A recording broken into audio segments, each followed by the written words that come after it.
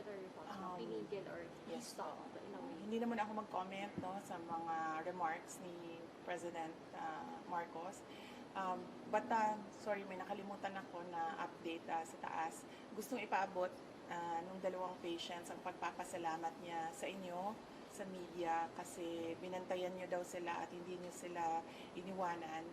And gusto din nilang magpasalamat sa mga doctors and lahat ng healthcare professionals na tumulong sa kanila.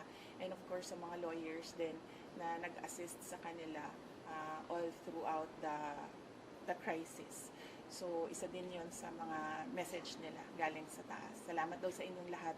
At dahil daw may clearance na, pwede na rin daw, cleared na rin daw kayo from them na umalis or iwanan sila dito. Isa sa kanila lalabas sa pagdating? Sure. Ang isa, nakaalis na. Oo, nakaalis na yung isa.